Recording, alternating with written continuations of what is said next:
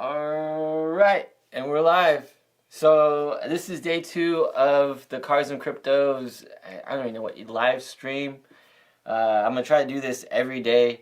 Haven't picked the times yet. Don't even know what we're doing.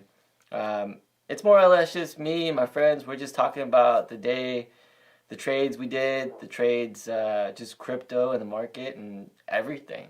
The channel is called Cars and Crypto. My first guess is my cousin, and we're going to talk about the stocks today, some of the plays that we're going to be playing out for tomorrow, how our options are doing, how our portfolio is doing, and then later I'm going to get my friend on a call and we're going to talk cars. So here we go. Let me actually share this. I'm going to share this from this stream with my buddy here. And let's do this.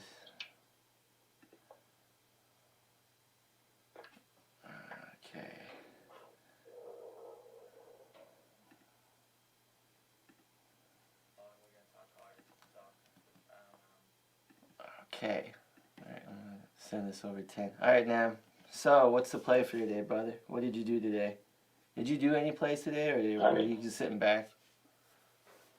I didn't do no plays today because I'm just waiting.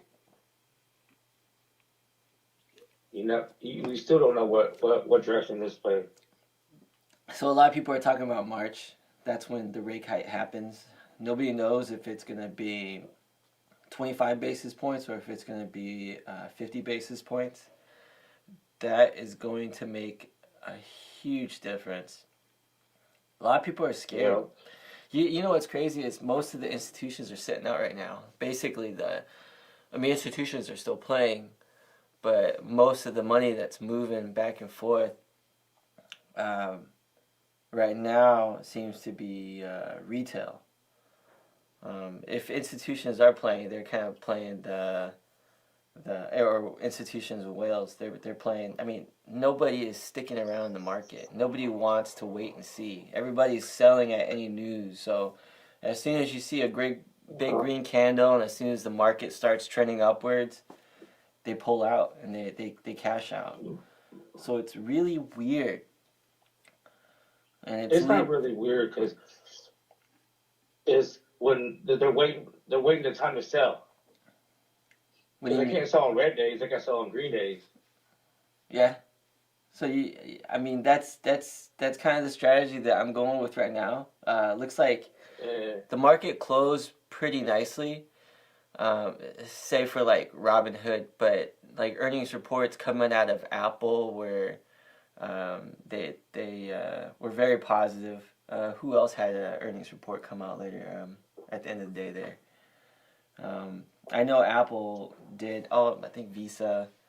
I'm trying to think of who else had some of the bigger players had their earnings reports.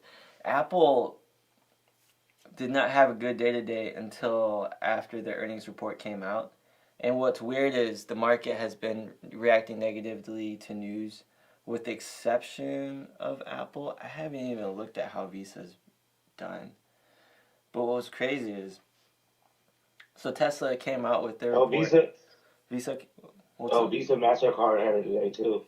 Did they have a good day? Say that again. I didn't have any check. I didn't even check. All right, let me look here. Visa. McDonald's had it too, but yeah, a lot of people were waiting for Visa just because when they come out with their reports, they kind of let everybody know how the market's doing with just by spending trends and whatnot. Yeah, because I found this out by Jermaine, because he said that Visa is almost 3 times as much as MasterCard is. Yeah, they're huge. So yeah, they're the market leader for sure. So Visa closed at $206, $206.15. After earnings report, it shot up from 216 to 217, and a trend that you see, and this is almost the case like 90% of the time, if the market closes and it does well after hours and it does well pre-market, it's a bullish sign. That's usually a good sign that it's going to trend upward for the day. If the market closes and it goes negative after hours and it's negative pre-market, that's usually a sign that it's not going to be a good day for that particular stock or asset. Right now, everything's looking green after hours, with the exception of Robinhood, which had a terrible earnings report. My friend was joking that they're basically going to be a penny stock tomorrow. Let's see. Yeah, I mean, they closed the day at 11.61, and then they trickled down to 10.24 in the after hours. Will that mean that they'll have a red day tomorrow? It's hard to say. Like, this is uncharted territory for Robinhood. Robinhood has never been this low before. This is their... But Robinhood is still new. They're still new. I mean, that's the thing. All these new IPOs, they haven't been doing well in 2021 or 2022. I have a feeling that someone's going to come in and buy all these shares and try to pump it up. And when it gets pumped up, they're going to sell. So you think that's the plan for tomorrow? You think, would you buy at $10 and a quarter? Shit, if I had the money, yes, I'll buy a whole bunch. Would you buy? Would you pick up an option first thing in the morning? Yes, I would. You would. See, I'm gonna tell you a play that I'm ashamed of doing today. So I bought SoFi today. So I was looking at the charts for SoFi, and SoFi. Let's see. They're at okay. They're up in the pre-market. They went down 10%, and what was crazy is like, I bought it around 12.50, because I was like, oh yeah, it's been finding support at around like 12.50. 12.50. Yeah, it's been finding support around 12.50. Yeah, and then because it was already red for the day, and if I look closer, it wouldn't have been. I saw that the shares were oversold, and I was like, you know what, it's probably going to find support around 12.50, because that's where it's been bouncing off of, and then it wicked down all the way to like. It just kept going down all the way to like $12, and then from $12 it went all the way down to like $11.27. That hurt. It dropped 10% after I bought it, and I was and I should have known. It's just one of like the rules that I have when I buy stocks or any when I go into any position. But okay.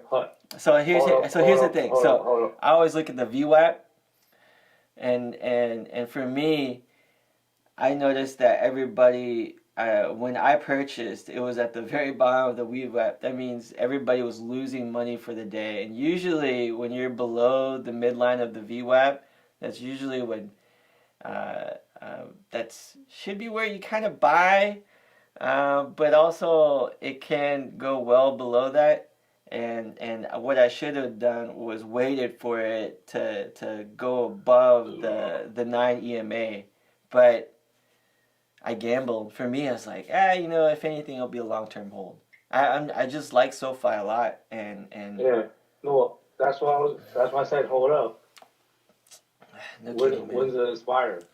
It wasn't an option. I just bought stock, so I could. Oh, I thought you said you bought option. My bad. No, yeah. I was looking at it, but then I was like, I'll just buy the shares, because it was like, it's $10 a share, so. I understand. But SoFi is the future. It is the future. Right now, if Visa and MasterCard goes down, and Squares, and like all these are trying to switch over. Yeah. Have crypto. Yeah. Cash App. Yeah. Well, that's the thing. In the short term, I was like, that sucks. But in the long term, I'm like, it'll be fine. Because it'll be back to like $20. Maybe not this year, but it'll be back to $20. And in that 1250, I was really relying on that 1250 support, and it busted through the 1188. But right. And then now, I mean, but right it closed now, at 1136. So you want to believe in fundamentals, but I feel that everything is possible right now. I mean, yeah, right. Go ahead now. Like Chamath, I don't know how to say it. Chamath Palihapitiya. Yeah. Chamath. I still will say it wrong. That's how I am. That's what. Yeah, I love. But anyways. Go ahead. He has two different predictions how the market, if it's gonna go up. It all depends on how much they're gonna the Fed's gonna do. So Chamath Palihapitiya, he is actually connected with SoFi. SoFi is his baby as well. So he is involved in SoFi, and it looks like in the after hours, the MACD just crossed over. That really doesn't mean anything. It's a lagging indicator. And a lot of times, right here, you can see it. It's crossed over to crossback real quick. So I try not to rely on that, but it's just, it's kind of a sign of momentum. Maybe momentum is starting to shift. So right now, the fundamentals of SoFi is great. Like, fundamentally, SoFi is sound. But the momentum's not there. The momentum in the entire market is actually not there it's at all. It's uncharted territory right now. It is uncharted territory. It all depends on what Powell does, but Powell's gonna. If he's gonna keep making us wait, it's gonna fuck up the market. He's gonna put us way. He's gonna put us straight in a recession again. Well, here's the thing. Here's what I feel about that. So obviously we're gonna have to wait till March. It's just whether or not he's gonna let us know what his plans are gonna be in March. We had this discussion before where we thought that the market has basically already priced in the rate hike. Whether or not that's true or not, you know what? It's yeah. But this time is different because there's too many little investors. Everybody trying to save their ass because for like a whole year, everybody had no interest rate. Inflation was like almost 40% now. Big money is on the side right now. So I saw this tweet by Unusual Whales, and it's the guy that I forgot what his name is, but he's pretty famous for basically shorting the market and spreading FUD and causing the market to I don't know whether or not they're reacting to his words, but just putting out a bunch of fear and then making money off of all the fear in the market. Hey, did you hear what happened today? What happened? Since Tesla, when Tesla came out, everything was good. Tesla they had more cars, and they produced more cars than they said they would. But they said that they said that the material, like the stuff that they need to make the car might not be there for next year, so production might be low. It trickled down to and then Lucid is losing because of what they said. I'm like, oh, that's crazy. Yeah. I mean, you see that a lot with anything. And Tesla is supposed to, we talked about it the other day, Tesla is one of the more vertically integrated manufacturers out there. If they're having shortages on anything, that's going to probably affect the entire industry. So the guy that, I found the tweet, Bill Ackman. Bill Ackman, he bought $3.1 million worth of Netflix. On October 20th, he, as a Fed advisor, he asked to increase the rates in March to restore credibility. Then he buys swaps on interest rates. So he made $1.25 billion off the swaps, sells 80% of it and buys Netflix. Isn't that crazy? Damn. Yeah. He made Netflix like Friday, but I don't think Netflix will get back to 500 something, but maybe 4. I mean, everything was overinflated last year. All the 2021 stocks are basically overvalued because everybody was given free money to throw at the market, right? So we're not going to see. But he made like at least almost $750,000 today. If I'm somewhere around the ballpark, since he bought yesterday. Oh no, he bought 2 days ago. Yeah, he bought 2 days ago. So he bought it low. Like 25, whatever. Yeah, it went up almost 8% today. Let me see how they're doing after hours. Yeah, it's about 8%. So he made 8% off of what he bought the day before. That's pretty crazy. Yeah, that's some suspect shit, man. That's why so many retail has so much distrust in the Fed, because the thing about the Fed. Here's the thing about the Fed. The people in the Fed, they play the fucking market, man. So it's crazy that the decision makers can manipulate the market and then play the market and make money off the market. That is the craziest shit. But anyways, I bought. No, that's not crazy. The crazy thing is they have ethical rules that they make up their own rules, and they get you in trouble because you don't follow their guidelines. That's the crazy part. And here's the other thing that's crazy about the Fed. The Fed's not even a government entity. It's privately owned. So that 1%er, bro. That 1%er. Yeah. Like how you say his name again? Shamad Papatia.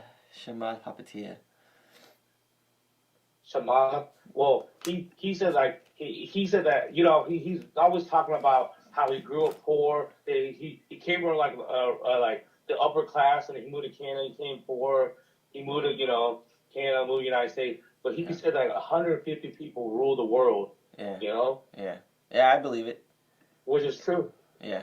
And but then the crazy the 5 most influential people, Bezos, let's see, Mark Zuckerberg. Yeah.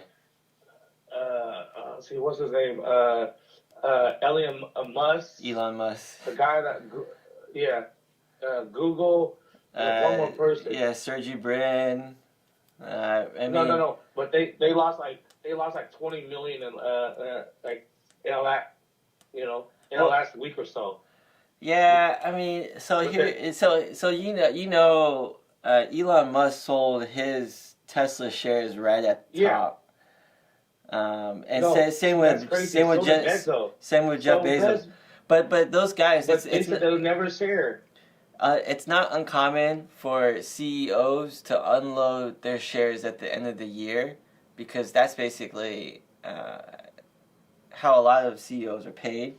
But also that's just what they do. It's almost common practice. I don't think it's fishy at all, but so here let me talk you through some of the buys that I had to yesterday. So last night, went to bed. I bought Matic at $1.53. Yeah, I bought Matic at $1.53. And now it's $1.67, so 5% gains. I'm like kind of nervous. I think I should sell. I bought Luna at $54. It's been kind of going sideways all day.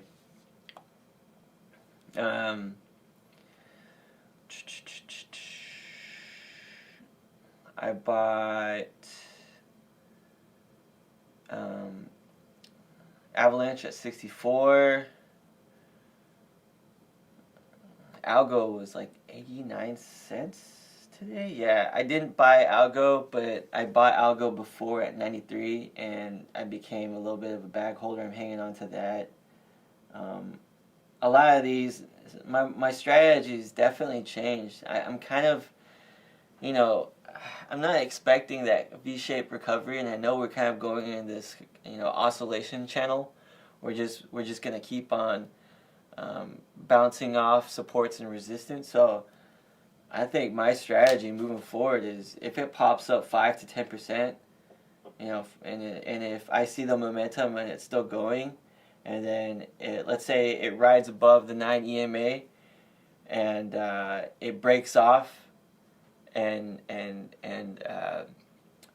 to the point where it's off trend, I'm gonna sell it. So I'm not even gonna wait for it to go back onto the trend line. I'm just gonna sell it as soon as it bounces under the 9 EMA. For me, that's gonna be my sell signal. Whether or not it work, I guess we'll find out. But I also bought VGX last night too at like $1. It's exactly where it was last night. It was like $1.72 or something like that. Yeah. So I bought something last night, but I forgot what it was. Yeah, it's crazy. Like that's the thing. VGX. It's been going from like $1.70 to it hasn't quite passed $2, so it's gonna be probably up and down. I mean, I like a lot of cryptos if you're doing like scalping. I still like QRDO. I think QRDO is gonna see like right here. Like this is a good scalp play. You know it's gonna go up to the like 250 to 275, and then you could probably flip it then, and that would be a good 10-20% gain. Quant. I'm a big fan of Quant. Yes, you are. I was even more a big fan, but then I found out how centralized and how connected they are to the government and whatnot. That's kind of the appeal with them. But at the same time... You know what's crazy? Shamath. And basically... Man, you keep butchering his name. Whatever. I told you I don't know how to say his name. Shamath. Right. Yeah, go on. Shamath Papatia. Okay, but anyways, he owns a big chunk of Solus. Yeah, he's a big investor in Solana. So he's a big bag holder. Yeah, Solana. And not a bag holder. He's not a bag holder. He has a big bag. Him and his friends are. Yeah, but it makes you wonder if he did sell off a part of his bag. As much as I like Shamath, he has the reputation of pumping things and then selling them while they're high. And that's not a bad thing. That's just what good businessmen do, right? But because he started telling people that he's full of people. He's the Robin Hood. He's like, I don't like the big institutions. Because after he got fired from Facebook, he started bashing them and started he started his own company. The social something. Yeah. And then now, dude, he's the king, man. He's a SPAC king. Yeah, he is. He is the SPAC king, and one of his best friends is I want to say the co-founder of Y Combinator, but all of his buddies, him and all his buddies, they're part of that fraternity of like Silicon Valley entrepreneurs. So they came up quick. They're really big into technology. Yeah, Silicon Valley guys, right? Bitcoin's looking good, man. Bitcoin's looking good. The big number for Bitcoin is 39K. I drew a resistance line at around like 38K, but 39K is the big number that if it can pass 39 and hold it, it's a bullish signal that will signal probably a reversal for Bitcoin. And what that also means is that might attract retail back to a lot of these things. It might just attract just a bunch of people back. So there's so much money sitting on the sidelines. And everybody thinks that these big whales they are smart about things, but they react and they have FOMO just like everybody else. So if Bitcoin can reclaim 40, you're gonna see a bunch of people jump back into Bitcoin quick. What was that? Well, remember when it fell, like I said, like what it was $120 billion lost in one day. Yeah. And then like everything is falling. Everybody's buying puts. Just that Charmoff dude, you know what I mean? Yeah. Everybody's buying puts nowadays. Shamat did that spread put. And you. Yeah. So Shamat. You're making me butcher his name. He did the spread put where he shorted. Shorted Tesla, shorted Netflix, shorted Apple, and he bought calls on Google and Microsoft, and he did that before Netflix dropped like 100 points. So he killed it. It's crazy just thinking about that. Yeah, I mean, so there's this thing of like if everybody's shorting the market, that's when you know that a reversal is going to be coming soon. Because if everybody's shorting the market, that's a sign when it's almost like you go. The market flips when everybody jumps on the train, right? So when everybody's euphoric, when everybody's happy, and everybody has all these call options and everything's going to the moon, that's when you sell. And that's the mistake that I think we made. We held on to Ethereum and Bitcoin, and we hung on to it for too long. That's because like everybody kept on talking like Bitcoin's gonna get 100K, Bitcoin's gonna get 100. But in actuality, if you hearing that, like man, I keep like I in my head after I thought about it, I'm beating myself up because if they're saying that shit, they keep wanting you to buy it, but then they're selling at the exact same time. Exactly. It's like market sentiment. The news is not your friend. If everybody, and this is, everybody plays this. Everybody plays like the valuation game. All the banks go, this stock is worth this much. So you think that it's worth $24 because that's what the bank says it's likely gonna hit. But so you go in, you buy, and the stock goes from 10 to 20, but they projected it's going to be 24, and they sell it at 20 before it gets to 24. Yep.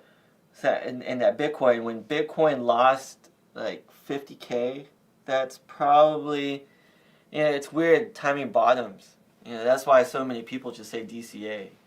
If you're doing long-term investments. But if you're scalping and doing swing trading, man, you just gotta have your stop losses set and stick to it. If it goes down 10%, sell, and then rebuy when it looks like the trend, the reversal has hit. And for what the last Bitcoin was $64,000 11 weeks ago.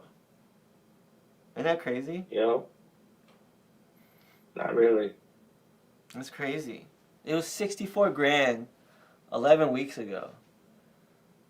I made the all-time high. I could have sworn it went higher. It went to like 69. It went to 69. So it almost hit like a double top. And then, but it's just so weird because that whole ride down, it was slow. There were some green days. There were some bull traps that made you think that, oh, okay, we've hit the bottom and it's gonna go back up to all-time high. And we kept kind of eating that up for so long, and then it dipped all the way to 32.8. And yeah, 32.8. And right after it hit 32.8 though, which was like a couple days ago, it hit 32.8 and jumped all the way back to 36, like right away. When it hit 32.8, everybody was freaking out, and then it bounced all the way to 36. So a bunch of people unloaded their bags, hit 32.8, and then a bunch of people that were waiting on the sidelines picked it up at 32.8.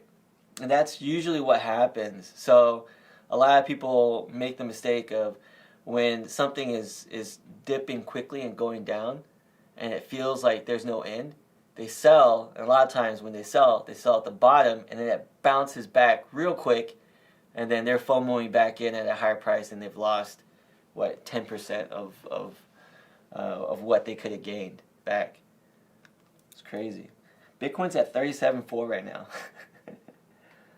It's showing good signs of life. What's weird is Bitcoin was running with the Nasdaq all last week. Nasdaq was basically like a leading indicator, and Bitcoin would follow. But lately, Bitcoin has been leading the way, and the market has been following. So it looks like it's going to be a good day tomorrow. Only thing is Fridays, and we always talk about Fridays now. So Fridays is usually a really good day, or no, a really bad day for crypto because people sell off. So we're gonna see what tomorrow brings us. So looks like I lost Nam, but I got another buddy, and we're gonna talk cars. Man, I love cars. So let me give Tan a call here.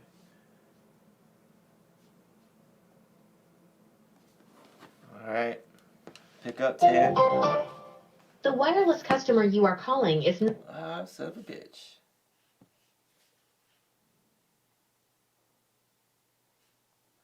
Let me see here.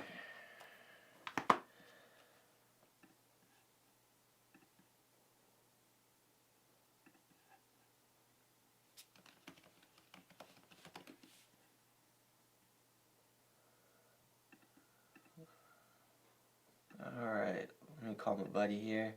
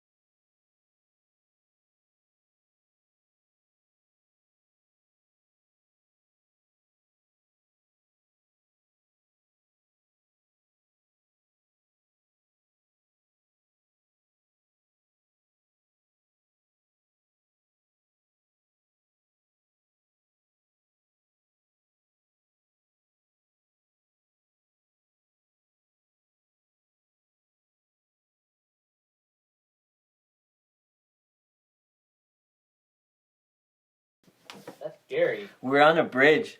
we were on a bridge, and so we're taking this bend. It's a bridge, and we like bounced from the left to the right, and like we were spinning and hitting each of the walls, and it freaked me out because if we had enough speed, we could have easily flipped over the wall, and then it would have been a 50-foot drop onto another highway. Wait, so that car was pretty damaged? It was. Yeah, you know what was crazy is when that happened, we didn't hit any other cars. Miraculously, we didn't hit any other cars, and it was mostly just the front end. It was the fenders, the front end. The front end only? There was frame damage. I'm pretty sure there was frame damage, but it was the front end only. What about the rest of the car? It was fine. Fenders, sides, Fine, yeah. The front end. But yeah, that was crazy. Yeah, so I think what they did was they used the money they got. Yep, they could use the insurance. They did do the JDM front end. You know what? I don't even know if they even filed it under insurance. But yeah, you know what? I just noticed about this Type R is that the mud flaps are body colored. I don't think I've ever seen that. I don't think I've ever seen that. OEM, it's not painted like that.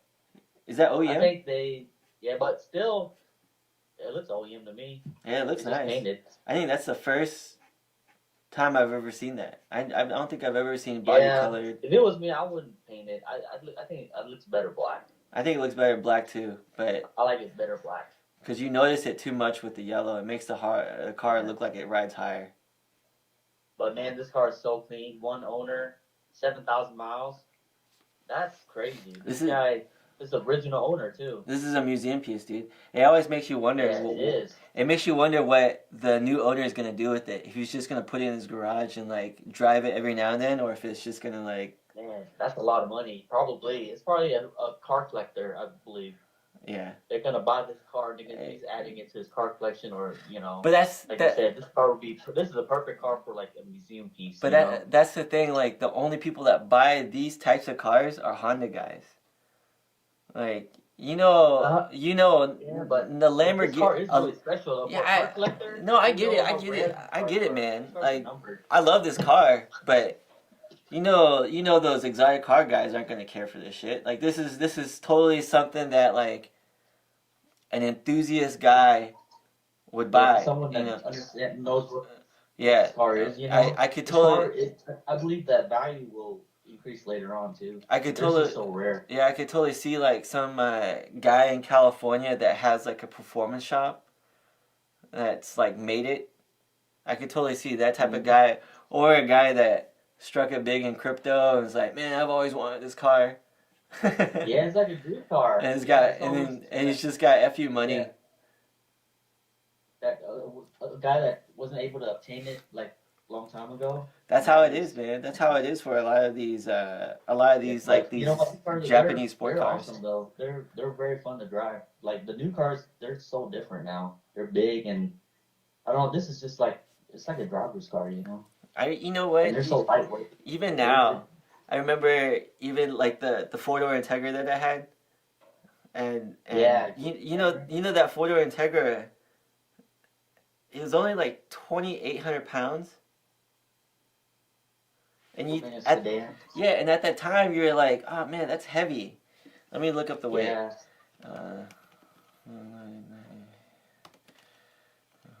Well, you started. Yeah, well, that's the thing. 2,800 pounds. You think that? Yeah, no. 2,700 pounds. Or yeah, probably a little bit more than 20. Yeah, a little less than 2,800 pounds, but still. I think 20. The Type R is what 2,500. Yeah, or 2,400. Like I know about 2,400. Let me look up Integra Type R weight. 2469. 2469. Hang on. Oh man, I lost him again. Son of a bitch.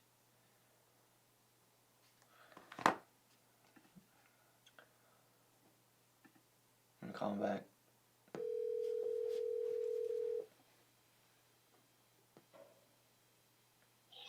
Anyways, I was saying, like, at 2,800 pounds, that's super light. Any car now is like 3,500 pounds or heavier. Like the Civic now, just to give you a comparison. The new Civic SI 2022. SI, like 200 horsepower, right? Yeah. Yeah. You guess how much? Actually, it's not that much. It's not that heavy. Guess how much it weighs? It weighs probably over 3,000 pounds. Actually, right under 2,000. It's 2,961.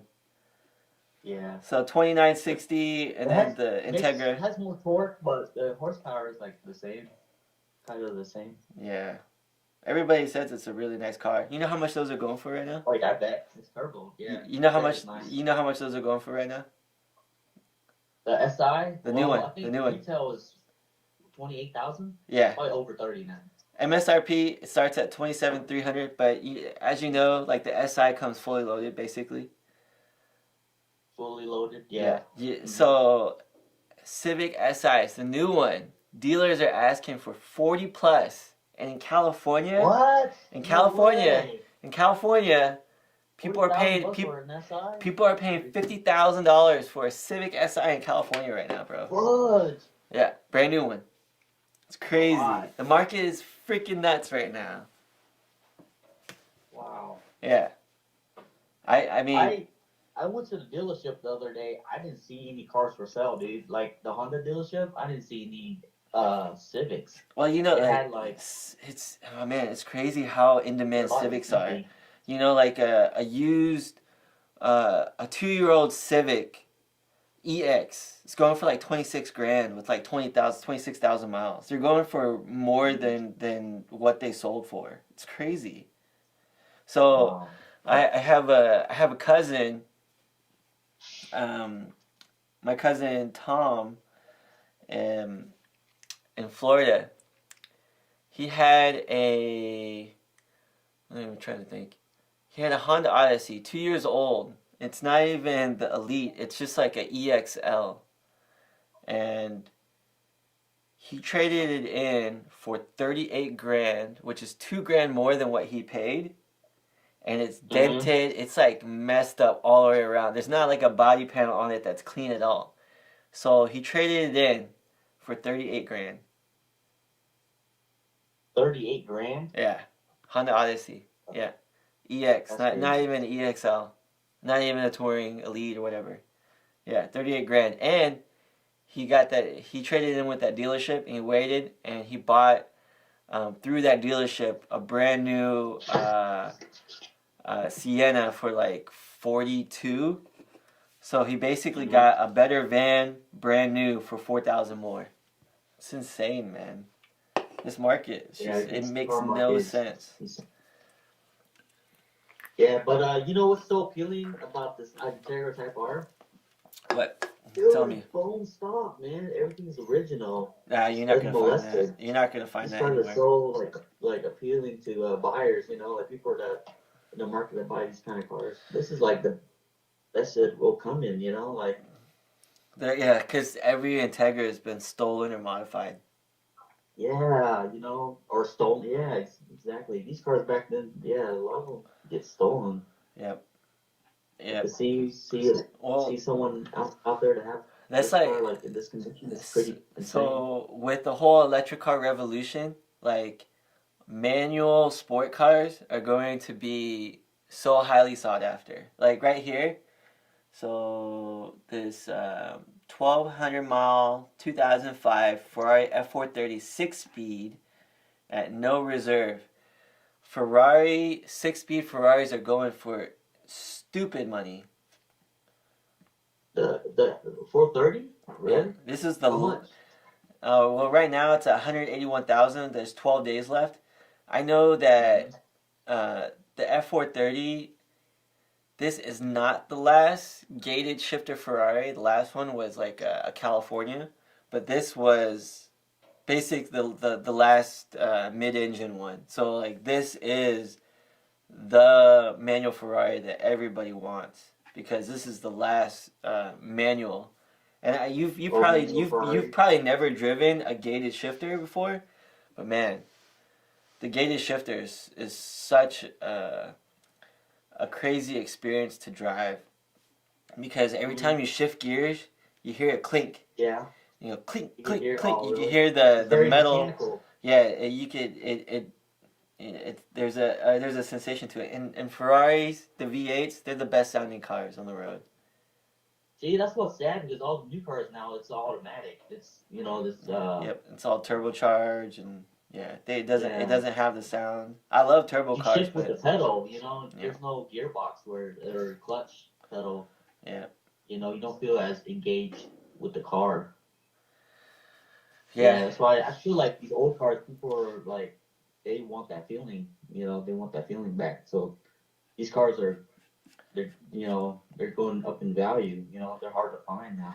Yeah, I mean certain cars, right? These cars they're fun to drive. Like Civic Type R is still one of my favorite cars I've ever driven ever in my life. Just because that shifter is sweet. That car is just so smooth. You talking about which car again? The new Civic Type R. Oh, the Type R with the hatchback. Man, yeah, the FK8, the current generation, the new one that's coming out. What color was it? Was it the blue one? It was the black one. Yeah. Oh, it was black. Yeah, I've heard pretty good things about that car. Man, you probably won't be able to find one to drive now. Hey, there was a yellow one. It's like a rare color. That's the limited edition. Limited edition, whatever. But that car, I think right now it's going for like 50,000. Easy. For that color. Easy. I think. So if you bought it. You got a good deal on it. If you can even find it, yeah. 50 for it. All right, let me look up the price right now because I'm pretty sure that limited edition was more expensive than it was 44 grand. 44,000? Yeah, 44 grand brand new. They're going for. Dang, that's pretty high. Yeah, wow, they're for that color they're going for high 50s used. Oh, 50 used. Okay. I thought, okay. There's actually a couple of them here. Wait, the one that you looked at, how much was that car? Was it 35? Man, it was like 32 grand. 32 grand? I mean, at that time, this was before the pandemic, man. This was before, for me, it was crazy because I was going to buy it straight up. It was used. It was only like a year old. Had 2 owners. The dealer drove it. The guy at the owner of the dealership drove it. And I was like, I'll buy it right now, but you have to fix what's wrong with it. Because the front end was all messed up. Yeah. The lip, everything was all misaligned because whoever drove it just kept hitting, curbs and probably the parking blocks. And so and I was just like, dude, just fix that and I'll buy it. It's you're a dealership. It'll cost you like $300 to fix, and I'll buy it. I'll sign the contract right now. Mm-hmm. And they didn't. They were like, no, this is the cheapest Type R within 500 miles. I mean, they probably got what they wanted, but it sat in the dealership for another 6 months. I bet. Yeah. Was that car a trade-in? Someone traded it in? Yeah, I mean, it was, I guess it was a trade-in. The owner of the dealership drove it. Oh, he drove it? Yeah, so he was one of the owners. Yeah. Yeah. It was like a service manager. It wasn't the owner of the dealership. Yeah. Yeah. Do you think the value of those Type R's, you think they'll go up in value? Because each year they're coming out every year. Like those cars are pretty, I don't know, they seem like they produce a lot of them. When the new Type R comes out, it'll go down. It'll make the older Type R, the previous generation, go down, right? Yeah, look at how much they're going for right now, man. Like, if you go to CarMax, it's crazy because CarMax, you would be able to find. It's like, of course, pre-pandemic, right?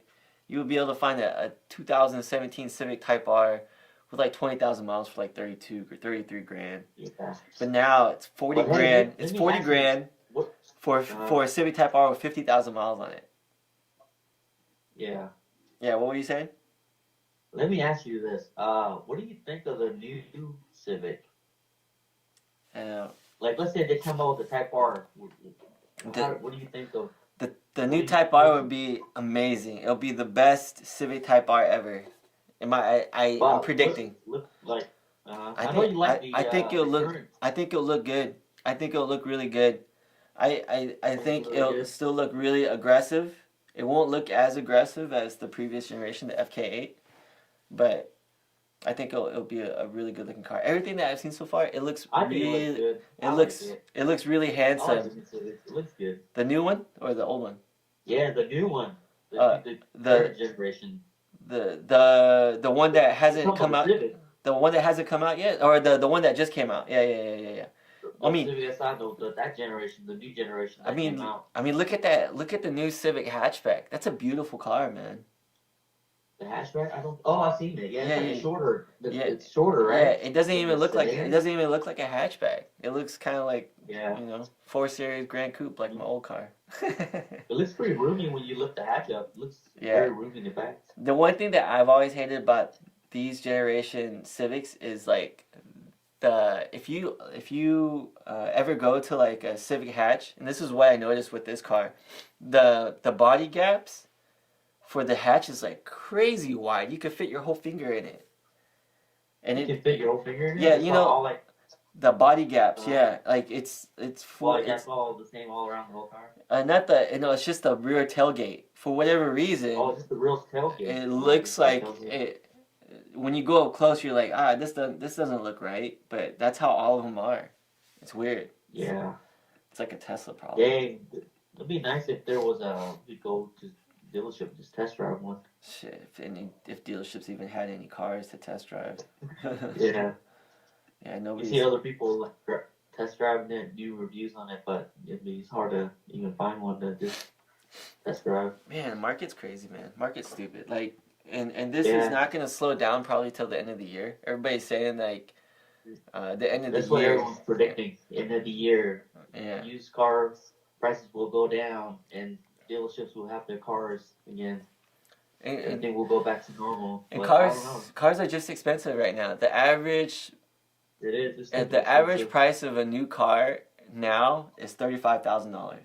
It's crazy because we grew up in the 90s, right? I know. We grew up in the 90s. We're used to $35,000 being the price of like. $35,000 was the price of your 2008 TL Type S when you bought it. Like that's brand new. Yeah, that's how much you paid for the TL Type S brand new. And that at the time, that just shows you inflation, right? Because our dollar is not worth as much as it used to be. So, man, $35,000, that was an entry level luxury car. Now it's a Civic. $35,000 back then was a lot of money. Yeah, now it's a Civic. Now it's like that's normal. That's how much a Civic costs. Yeah, that's how much a Civic. That's how much a Civic Touring. It's got leather. Hey, you want to know what's crazy? We went to Toyota. Yeah. Test drove this. It was a used RAV4. Yeah. And we were just looking, and then we sat down with them, talk price, and then they were like, "Okay, it's gonna be about 40,000." Like, what? And it's not even a hybrid. It's not RAV4. And they said that she wanted leather, and they said we'll put leather seats in there. I'm like, yeah, but that's not like that's like aftermarket, Oh, that's yeah. Oh wow. So I was like, I want OEM original like leather seats, like that came from the factory, not like leather seats you guys put in. And they said we have someone that can do that. And then we sat down, and then they're like, it'll be about 40,000. I'm like, what? Oh my god. Yeah, they're gonna reupholster the seats. I feel like that would cost a lot of money. They have a shop that said they can do it. I feel like that would cost a lot of money. It's so crazy. It's like a RAV LE or something. LE's not.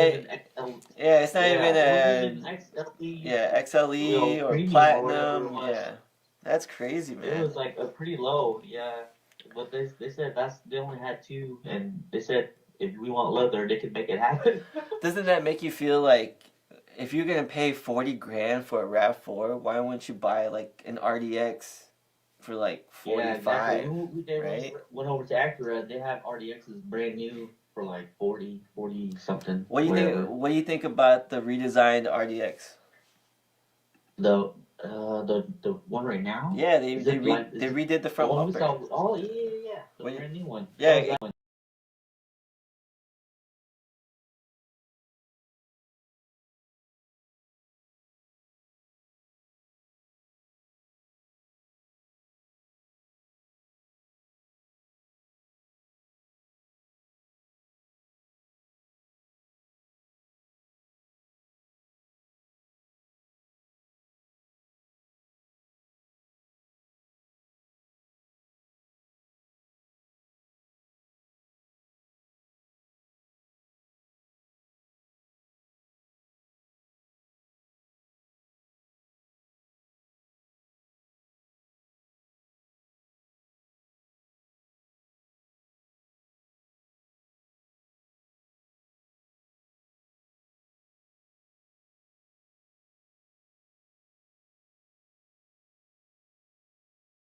The panel roof is standard.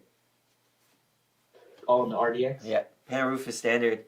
The only thing about the RDX is that if you want all the options, you have to pay a lot more money. RDX? Like, standard-wise, it doesn't come with a whole lot. RDX? I mean, yeah, it comes with a decent amount. Obviously, the top spec is the advanced. Like the blind spot indicator thing? Yeah. You have to get like, you have to get standard one, you have to get the tech package. Model, it doesn't have it. Yeah, you have to get the tech package. Yeah. See, but like if you buy like a Toyota Camry or like any other car, it comes with it. That's how the NX is too. The NX, you have to pay for every feature. Oh really? Yeah, you want the panel roof. You want the kick to open tailgate. You have to if you want the kick to open tailgate, you have to get like 3 different packages and then add it on. You can't just get the kick to open tailgate. You have to add the luxury executive package, this and that and package, and then you could get the kick to open tailgate, and then you could get the panel roof and this and that. So they all kind of nickel and dime you, and they don't really have like a package that gives you everything. So by the time you get the NX that you want spec'd out the door, I think starting price is like high 30s. By the time you get it spec'd out the way that you want it, you're paying like 50 grand.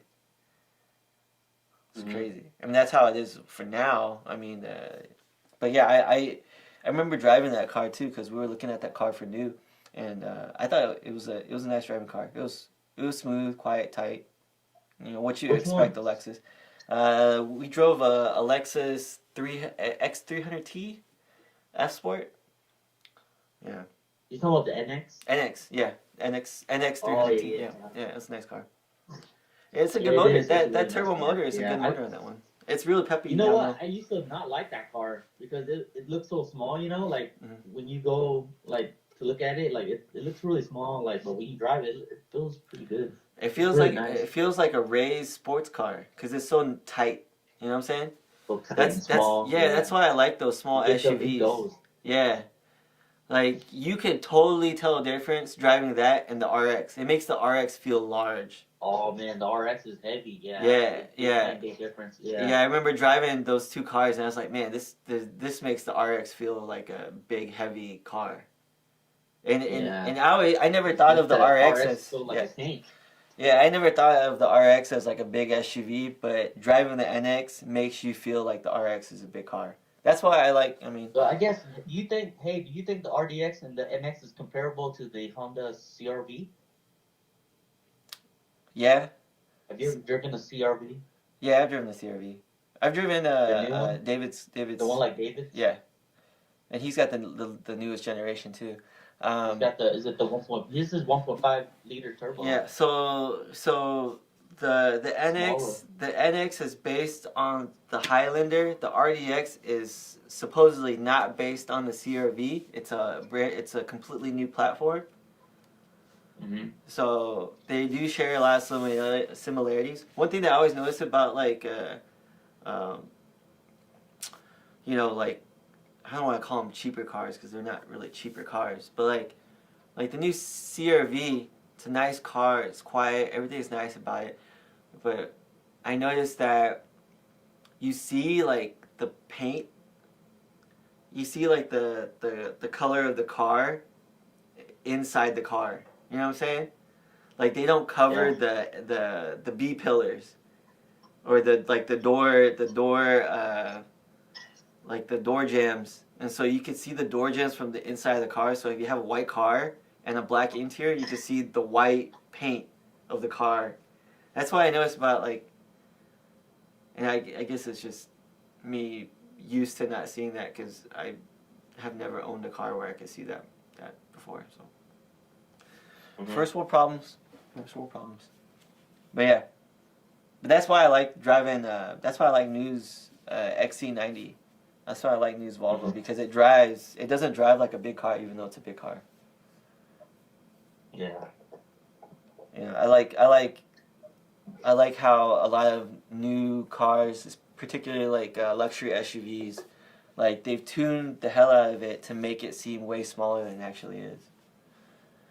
So, yeah, if you like those cars, man, like the X3, you would really like the new X3. Man, the X3 M40i or the X3M, those cars will just blow your mind. If you were ever like to drive one of those before, man, like that's an amazing small SUV or a Porsche Macan. But Porsche Macan S or GTS, those are amazing cars.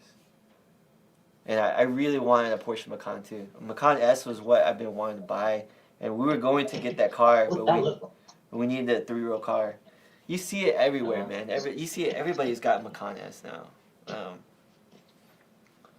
Yeah, Macan S. It's just like it's a Porsche SUV. It's the one with like, you know how like the 90s and 80s like sport cars, they had like those like plastic louvers for the vents, and it's always like you know, like the Macan has it on the front. Oh, did you look it up? Yeah, that car. Yeah, I looked it up. It looks really nice. Yeah, you see it. It's kind of small, huh? Yeah, you see it everywhere. Like, is it comparable to like RDX or something? Yeah, same size. Or smaller. It's a small. It's a compact luxury SUV or luxury sport SUV. Oh. Bro, I love how it looks, man. I love that clamshell hood. That hood, when you open it, the headlights don't move, so the hood goes over the front. It's bizarre. It's really cool. Yeah. I'm looking at this one that's in lime green. It looks pretty cool. Man, I love that car. Like this spec right here, this like burnt orange. So beautiful. In the 2022, they just made very subtle changes. I could have got so many good deals on this car. But like how much are we talking about? I mean, like $35,000. I mean, it's just really for this car. What year? I mean, like a 2017. Oh, used. Yeah, not bad. Yeah, with like warranty and everything. Is this thing turbo or what kind of motor engine does it have? Turbo V6. Yeah. Turbo V6. Yeah. Oh, wow. The S, the base one's a turbo 4-cylinder, a turbo 2.0. If you get the S, it's a turbo 6. The new one's got a new turbo 6-cylinder, I think. But yeah, man, it's such a good looking car, man. And you could. Hey, the Porsche Cayenne, is it the bigger? It's a bigger car. I mean, it's slightly bigger. The back seats are slightly bigger, and the trunk is definitely way bigger. And overall, it's a wider, taller, bigger car. I mean, it's an amazing car, too. Tiff has one. Tiff's got a GTS. And my old boss had one, too. But, I don't know, those cars have always been too big. Kaz had a turbo one. Yeah. Oh, Kaz had one? Yeah. I mean, they're great SUVs. Those depreciate pretty fast, too. Everybody seems to want, like, the Macan just because, like, if you wanted, something that actually feels like a sports car, like a Porsche sports car, the Macan is probably the SUV that gives you the closest feeling to any of the Porsche sport cars. Not that the Cayenne's bad driving car at all, but the Macan definitely feels sportier. It's tighter. It's a shorter wheelbase. You mentioned about the BMW. Was it the M1 or something? X3M. Oh, M2. No, I'm talking about like when you're saying smaller cars are more, they feel more sportier. Yeah, well, Like, like if the you know what car, I'm talking about? if a car has a, talking about if talking about M4s and stuff, and you're like, no, dude, TN, don't get Supra. You could get M2 competition, yeah, you could get a M2 or something. What was it, M1 or M2? Which one was it? M2 competition, Yeah, yeah, M2, yeah. You said that car, it has like really good reviews. yeah. It's like Kaz a had really one too. good Kaz had, handling car. yeah, I have a couple of friends with him. I haven't had a chance to drive one or sit in one yet. I mean, I've sat in one. I've never driven one though. Sounds like the perfect car. I mean, all right. So the M2. So you know how Tim had the E46 M3. The M2 is probably the closest thing to the E46 M3 that you could buy brand new today, except for it's faster and it doesn't sound as good. But Faster because it's smaller, right? no, it's the same size. Really? Yeah. Oh, I thought it was smaller. No. I Small. mean, that's how big cars have gotten now. M2? That's a 2 Series? Let me look this up. Yeah, the M2 competition is almost the exact same wheelbase. Let me see. M2 side by side with M3 It looks small. Yeah. E46. It looks small, but it's Yeah, it looks way smaller than the E30. Was it the E46 M3. So the E46 M3 wheelbase is 107 inches. So M2. Alright, so the M2 wheelbase is 106 inches and the E46 M3 is 107 inches. So they're 1 inch. The E46 M3 wheelbase is 1 inch longer. So that's just an inch longer? Yeah. Oh. Okay. Yeah, and the car itself is actually 1 inch longer too. So that just shows you how big cars are now. Because now, if you notice how they design cars now because of crash safety, the windows are shorter. So that kind of gives you the illusion that the car is smaller, even though it's not, because the windows are smaller. Back in the day, the older cars, the windows were a lot bigger. Yeah, they're a lot bigger. And when you sat in it, it felt airy because you had all this light coming in. But new sport cars, because of the side impact and all those safety regulations, the windows are smaller. Yeah. Smaller gives the illusion makes the car look smaller. Yeah. So, isn't that crazy how it just plays with your eyes? Yeah. But that's what they say. Let me look at the wheelbase for the M4. So the M4 wheelbase is 112.5, so it's 6.5 inches longer than the M2. So, and you get, there's obviously pros and cons to each, right? So with the shorter wheelbase car, usually it's going to be tighter if it doesn't have all-wheel steering and all that jazz that a lot of sport cars have now. But shorter wheelbase cars are going to feel more nimble because it's shorter. It's more... Yeah, that's what I'm saying. Like these smaller cars, they just feel more nimble. But the longer the wheelbase, you get more of that touring luxury feel because usually it's going to be a little bit sportier because the car, I mean, there's physics behind that, but that's what they say. That's why, like those ultra, I guess you can't make that direct comparison, but you think of like your LS 430, versus like a TSX or something like that. Obviously, those are different class cars, but the longer wheelbase cars are usually the ones that are just smoother. They cover more ground. There's physics to that. I don't know, but yeah. Yeah. What's weird is Chris Harris actually likes the M4 more than the M2, but I don't think he was comparing to the latest M2 competition. The M2's gone through so many different iterations. So you had the M2, the standard M2, which had the N55 engine, and then the M2 competition, which had the S55, and then the M2 CS, which is the latest and greatest. And the M2CS is Yeah. what everybody is all about right now. Any BMW MCS car is like, that's like the pinnacle of, that's like a BMW RS, you know what I'm saying? Or not, Porsche RS, you know what I'm saying? Porsche. Yeah, so like, Yeah. imagine